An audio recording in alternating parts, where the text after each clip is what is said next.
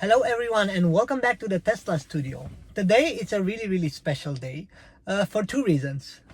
One, it's really sunny outside, so I could barely find an angle that can be acceptable for filming. This is something that you don't see too often in the Netherlands. Hopefully this weather will stay with us for many days to come. And secondly, we just received this box.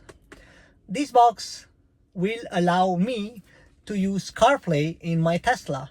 This is something that many users complained about when getting their Tesla, the fact that they cannot use CarPlay in their car. So this box hopefully fulfills its purpose. This is not only for CarPlay, by the way, it's also for Android Auto. So it supports Android phones with Android 11.0 and above, and iOS phones with iOS 10 and above. So I'm really excited to present you this. I'm really curious how this works. We will do the unboxing together and the first steps of the installation, and we will see it in action. If this works as intended, this will definitely be a game changer for me when using Tesla and the navigation system, because I tend to use Waze quite a lot and other CarPlay compatible apps. So the fact that I will be able to see them on the main screen, it's a game changer for me. Alright, so this is what the box looks like. As you can see, you can connect online for doing upgrades on the box. It's plug and play, and of course it helps with the navigation. And from what I understood, it's wirelessly connected to our Tesla navigation system, and it connects via Bluetooth with your phone for internet sharing. On the back you can see all the details and the device supported. On the right side you can see that it's made for Tesla.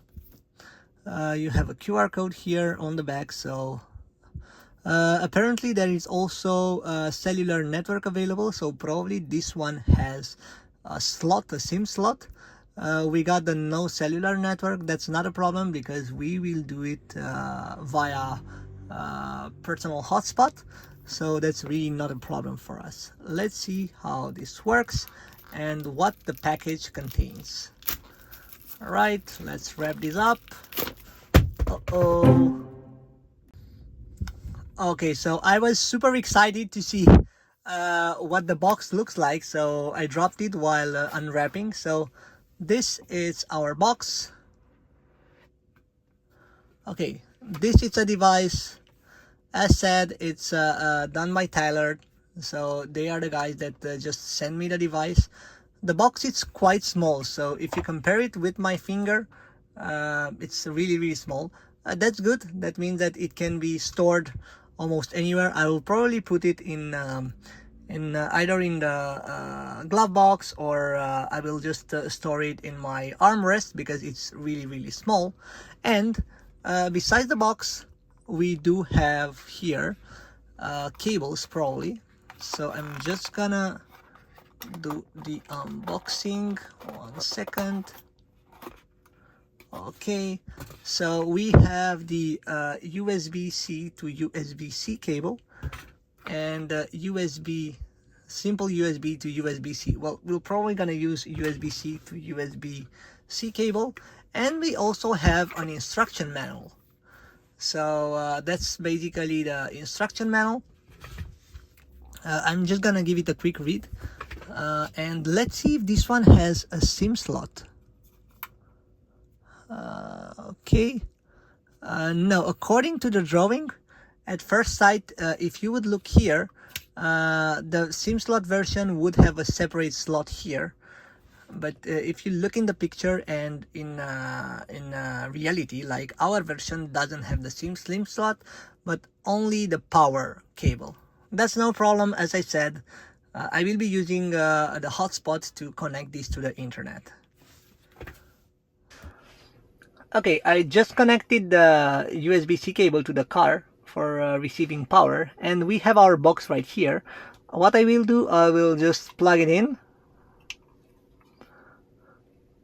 And I'm not sure if you can see it because of the light, but there is a power on LED right here, right here below on the bottom. There is a power on LED. So what I will do now, I will connect with my phone. I will just put this here, and I will connect with my phone via Bluetooth. I'm just gonna record this because I want you to see it as well. So as you can see already, we have the auto kit. So this is our box right here. So I will connect with the box. You can allow contacts. That's probably for the CarPlay to work, right? And then you have your box connected to your phone. As you can see, we have the Wi-Fi light here, the power light, and the signal or the Bluetooth light here. So that means that we are already connected to the box.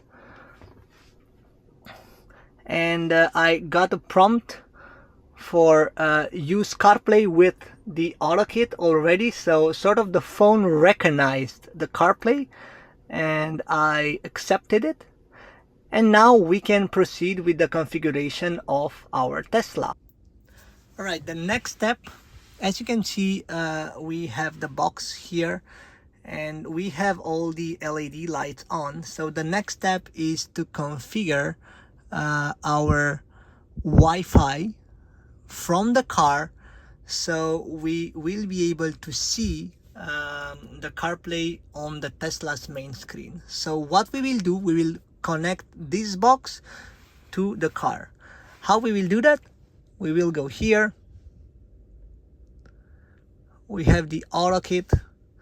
This is the password for this one is 8 times, so 88888888. I hope I put it for 8 times. Let's see if okay, could not join. Let's just double check it. 88888888.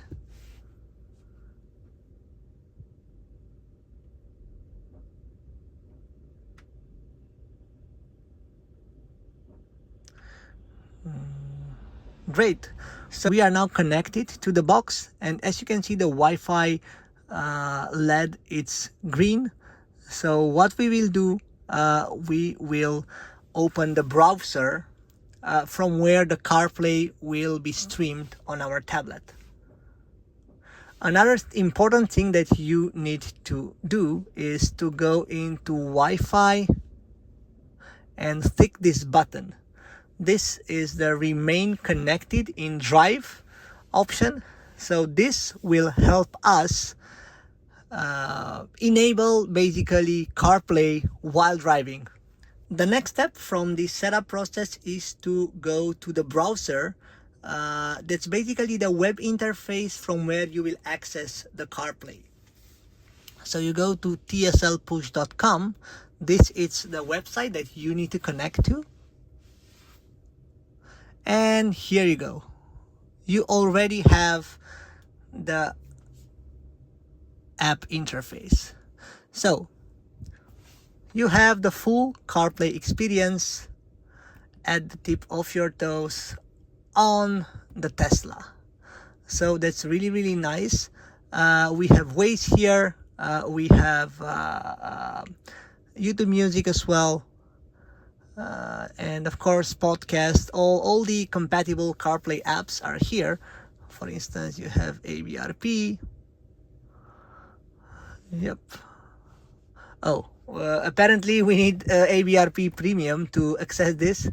You have Flitsmeister, right? So Flitsmeister is a very useful app when you are in the Netherlands. It can highlight all the speed cams and everything from the Netherlands. You have your phone. I'm not gonna do this because you will see all my contact details. I'm joking. I will do this and I will edit everything afterwards. So you have the CarPlay experience on your Tesla navigation system. You are all probably wondering, what is this auto icon here? Because that's not one of your regular apps that you have on your phone. Well, this auto icon, it's actually the interface for your box that gives you CarPlay on your car. So what you can do here, let's check this out. So home takes you back to the original home menu of your CarPlay. Then you have device, which is basically the pairing device. In my case, it's my phone. You have Wi-Fi. It's actually the Wi-Fi password. It's actually the Wi-Fi hotspot that we have for the box with the 888 password. You have the Bluetooth, so the name of the Bluetooth, the display, language, I guess you will stick it to English, the system, so you have options whether to do the left hand or right hand drive. In my case, it's left hand for sure, and the about function. In this about function, here it's one of the first things that I advise everyone to do when receiving their box, to click on the software update button.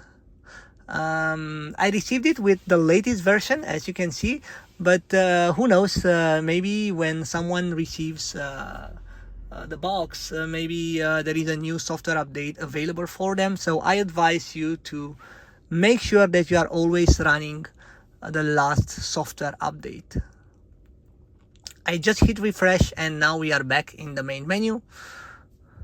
So we have our CarPlay options here, and I'm really curious how this will work while driving. I'm really curious how the lag will be like, if there will be any lag, and I will test especially Waze and Flitsmeister, because these are the apps that I use the most. Let's see how PlugShare is working. I'm just curious.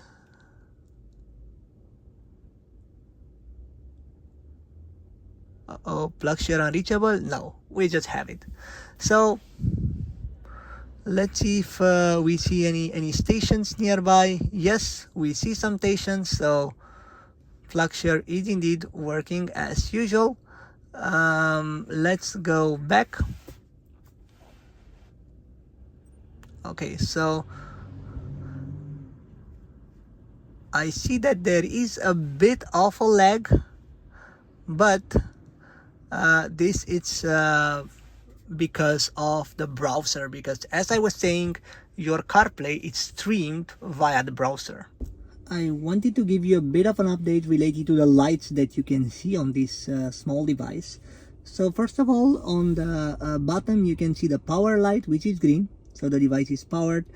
On the left you will see the Wi-Fi connection status. So the green light, it's on, that means that we have a successful connection. On the right side you will see a blinking status light or signal light. This is because we have the no cellular network version.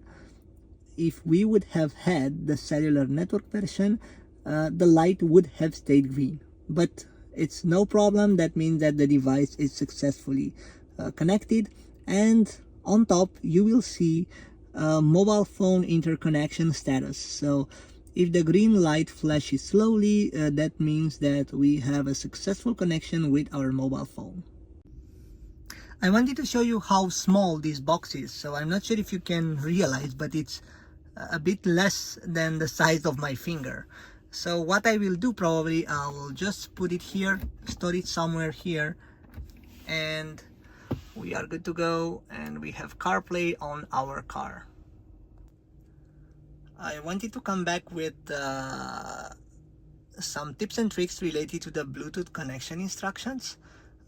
So first of all, the music and the call sound will be played from the car stereo only if you have your car successfully connected to your personal phone. In this case, I have my car connected to my personal phone, so whatever music we will be playing here in our YouTube music will be played via the car speakers.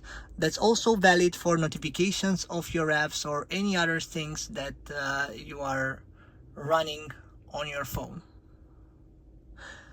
Keep in mind, the music is, or the sound is played either on your phone or on the car speakers if your phone is already connected via Bluetooth to the car, and the video streaming, so the CarPlay streaming, it's done via the tslpush.com interface. Some other alternative connections that you can use to connect to the CarPlay app are these. So you go to testpush.com, or you go to testcarplay.com. This will be the same, so the same output it's shown, but as you can see, this is not an HTTPS connection, so it's not a secure connection. And my advice for you is to use the first site I presented, which is HTTPS tslpush.com. I've heard that for some Teslas, the HTTP, the normal HTTP connection is not working, so they probably designed this later on just to make sure that they are compliant with the security policies. So I added to favorites this website. It's an HTTPS, so for sure I will be using this one.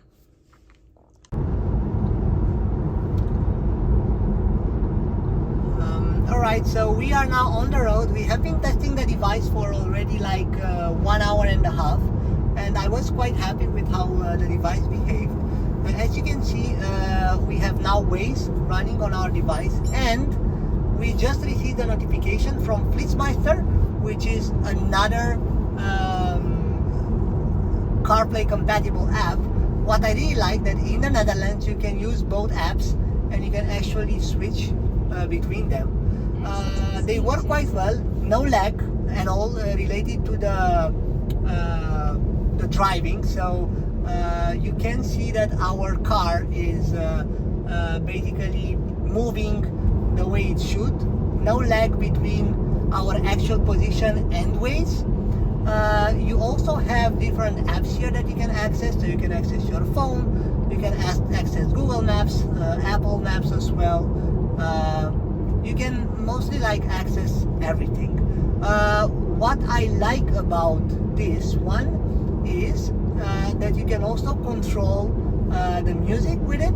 So if we go here, you have your YouTube music, and you can also talk via Bluetooth with this device or via this device. I've heard some comments that the Bluetooth was not working, but please keep in mind that if you have your device connected in the device list, you will be able to use the phone functionality as well. What we will do now, we will go back in our internet browser and we will have the CarPlay. What I recommend you to do is to set up your browser as a favorite in your apps, so to set it up as a shortcut so you can access it easier. Also, the microphone works, so you can actually input your direction based on the microphone, which is really cool. So the car app or the CarPlay works as intended. Keep in mind that my box is somewhere hidden here. So this is a box. I'm usually holding it like here, very at the bottom of my pocket, but everything works as intended. I'll come back with some updates from the road. Until now, I'm quite happy with how the box behaved, and I think it's a really good value for money option if you want CarPlay. I repeat, this is a workaround. So for such a workaround to have CarPlay within the browser, the box does the job. There is a bit of a lag, as you can see, between these windows.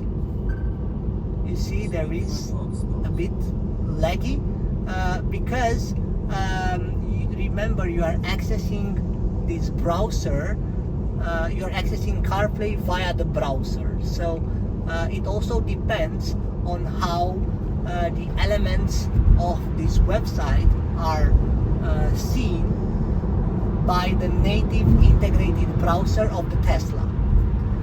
But back to Waze, I'm really happy with how the car behaved and how the CarPlay behaves so far. Alright, so I wanted to show you how the Waze works with the CarPlay from the browser app. So as you can see, we are approaching Crossroad. Well, it's it just turned red now, but I wanted to show you that the streaming is quite good because there is no lag between the actual action of the car and what the Waze is showing. So you will see that when we are now turning left. Besides that, I like the fact that you can control everything via the screen. So basically you can do YouTube Music. You can also access Easy Park, which is a very good a very good app for parking. Okay, the light just turned green, so now we are turning left, and I wanted to show you that there is literally no lag. So now we are turning left. Waze, it's also showing us that we turn left, so there is absolutely no lag between what the car does and what is being shown or projected in our navigation system.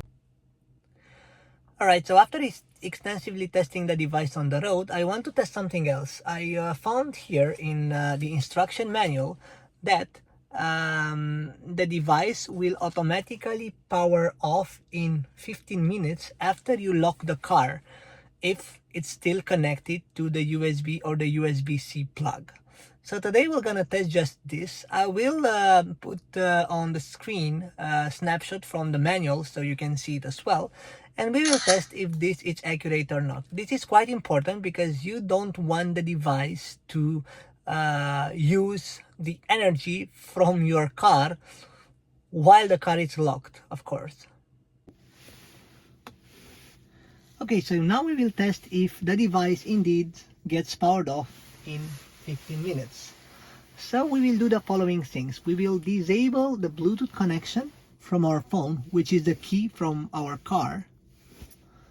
And now, as you can see, we have the walkaway lock unavailable because I just disconnected the key. But remember, we still have our Tesla key, so we can close the car. And what I will do, I will be starting my stopwatch so we can measure it. I've just started it. You will see it as well, and let's see what happens. I'll be right back in 50 minutes.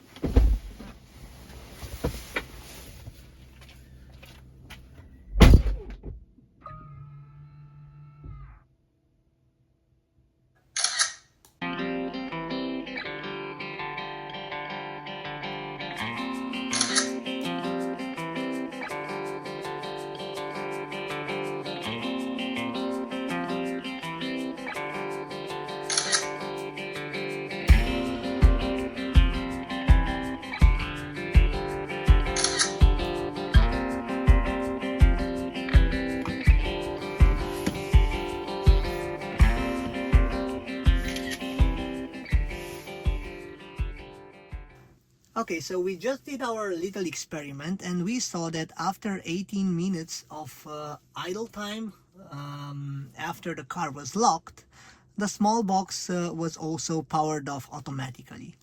That's a really good thing to know. So it's not 15 minutes, it's 18 minutes. That's anyway a good thing to know because if you have some small chores to do in the city and you just park your car for 5-10 minutes, the box stays on, and after you enter the car, the CarPlay will automatically start.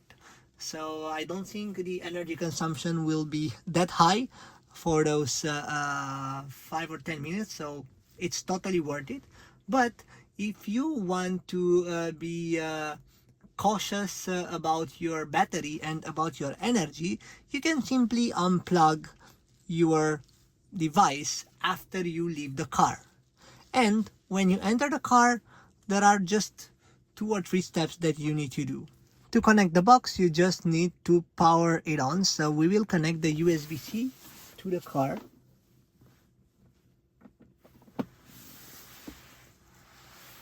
And as you can see, the LEDs turn green. The power LED is now green, so the device should connect to the car via Wi-Fi automatically and to your phone via Bluetooth. The Wi-Fi logo just appeared. That means that the device is connected to the car. If you look here, it is indeed. If you go here, the AutoKit is already connected.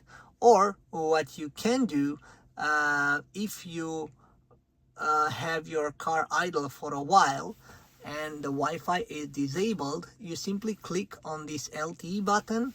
You will come in this menu and you will enable Wi-Fi. The Bluetooth connection is already on, so that means our CarPlay is ready for use. So we hit here in the home and we have our CarPlay on. Reporting back from the Tesla studio with the conclusions for this small little box that gives you CarPlay on your car. So this small little box is from Tliard, and it's really useful, and it surprised me, to be honest. It's a good price per value item, so I think the price for this item is around 100 euros. And for 100 euros, you have a really good workaround for CarPlay in your Tesla. Again, this is just a workaround because you are using the CarPlay via a web interface. So it's not like the native CarPlay that you will find in other brands. So I didn't expect it to move very smooth, right? Because again, it's just a workaround. And the lag between the pages is because of the browser of your Tesla. I don't really mind this lag, although some people would look at it as a disadvantage, because if you can customize your CarPlay well enough, you will only need one page or one screen for CarPlay, where most of your apps will be. I can say that at once I had a disconnection. I've been using this product for 1 week already. I really wanted to have an extensive review on the product.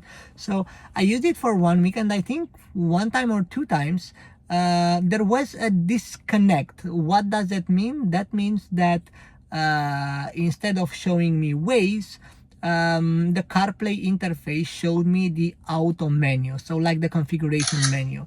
What I did, I simply refreshed the page, and the Waze came back and the CarPlay menu came back. So it was not a disconnect from the device. I don't really know what it was, but it happened 2 times in 1 week, and the fix was really not time consuming. You simply had to refresh the page and everything came back. The other small disadvantage is related to the disconnection or the power off time, because as I said in the book, it's mentioned that it will disconnect after 15 minutes after the car is locked and 15 minutes have passed. Well, we just made an experiment and we saw that this is actually 18 minutes and a half. I'm not sure if it's a one-time only thing, but I'm not planning to film another 15 or 18 minutes to check it.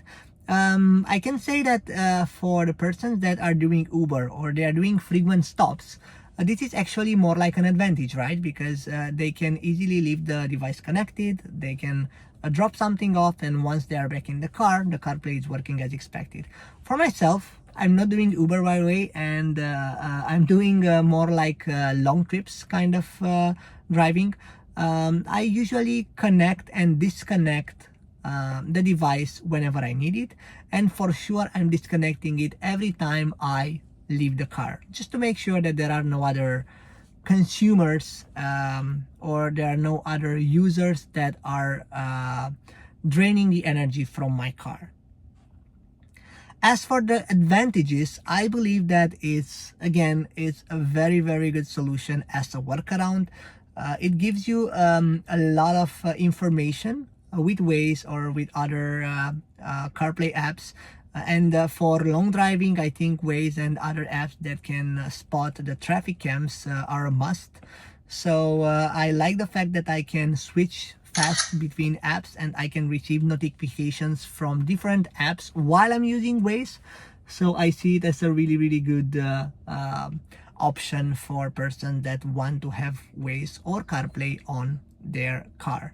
By the way, this also works with Android Auto. So if you do have Android, this box also works with Android Auto. Again, you need to have version 11.0 and above. I believe that most of the phones today are having a newer version of Android Auto. If you want to get this device, feel free to check the link in the description down below. I managed to negotiate with Tyler, with the manufacturer, a discount for all my subscribers. So make sure you click on the link down below and use the code LIFEWITHBACK. This will give you a discount for the product. And make sure you are also checking the other items from their website, because they have a lot of accessories for my Tesla. For sure, I'm doing a shopping list for my Tesla because I saw there are lots of interesting items. And with the code LIFEWITHBACK, you will have discount for all the products in their website. So make sure you give it a try. Personally, I'm happy with how this small little box behaved, and I really think it's a good value for money option for your Tesla.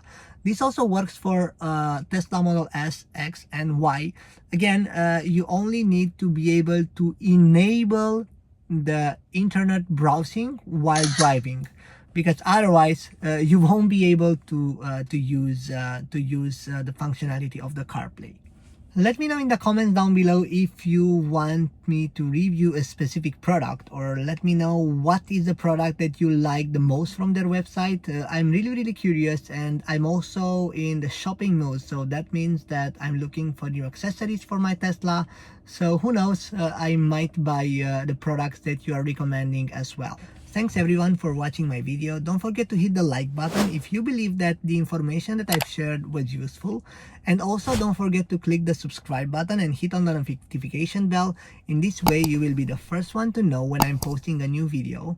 Also, if you plan to buy a Tesla, don't forget to use my referral code down below. At the time of creating this video, this referral code will bring you 3 months of free enhanced autopilot worth 3,800 euros. So this is quite a useful add-on as well if you're a Tesla enthusiast. And I will also be getting some points that I can transform into miles, so I can do more travel related videos. So you will be helping both me and you for using a referral code. Once again, thank you for watching, and see you in my next video. I'm really excited for what's next. There are a lot of trips planned and also lots of products reviews. So stay tuned and see you next time.